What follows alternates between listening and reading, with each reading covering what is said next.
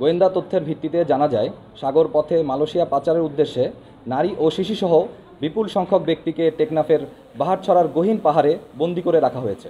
প্রাপ্ত তথ্যের ভিত্তিতে গতকাল 18 সেপ্টেম্বর 2025 তারিখ বৃহস্পতিবার সন্ধ্যা 6টা হতে রাত 10টা পর্যন্ত বাংলাদেশ কোস্টগার্ড ও নৌবাহিনী কর্তৃক একটি যৌথ অভিযান পরিচালনা করা হয়।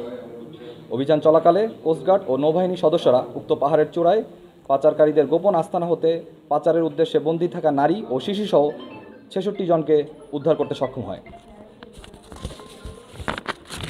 উদ্ধারকারীদের জিজ্ঞাসাবাদে জানা যায়, কয়েকটি সংঘবদ্ধ পাচারকারী চক্র বিদেশে উচ্চ বেতনের চাকরি, সুবিধাজনক কর্মসংস্থান, উন্নত জীবনযাপনের স্বপ্ন, অল্প খরচে বিদেশ যাত্রা এবং বিনা অর্থে প্রেরণ করে পরবর্তীতে কর্মস্থলের কাজের মাধ্যমে খরচ পরিশোধের সুযোগের প্রলোভন দেখিয়ে টেকনাফ সহ দেশের বিভিন্ন এলাকা হতে বাংলাদেশি ও রোহিঙ্গা নাগরিকদের মালয়েশিয়া গমনে উদ্বুদ্ধ করে টেকনাফের গহীন পাহাড়ে গোপন আস্তানায় জিম্মি করে রাখা হয়েছিল।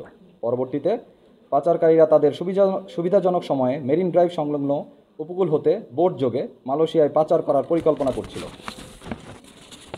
তারা আরও জানায় যে পাচারকারীরা তাদের আটকে রেখে নির্যাতনের মাধ্যমে মুক্তিপণ আদায় করার চেষ্টা করছিল। অভিযান চলাকালীন যৌথ বাহিনীর উপস্থিতি টের পেয়ে পাচারকারীরা পালিয়ে যাওয়ায় কাউকে আটক করা সম্ভব হয়নি। তাদের আটকের নিমিত্তে নৌবাহিনী ও কোস্টগার্ডের গোয়েন্দা নজরদারি ও অভিযান চলমান রয়েছে। মানব পাচার রোধে বাংলাদেশ নৌবাহিনী ও কোস্টগার্ড এ ধরনের অভিযান ভবিষ্যতেও অব্যাহত রাখবে।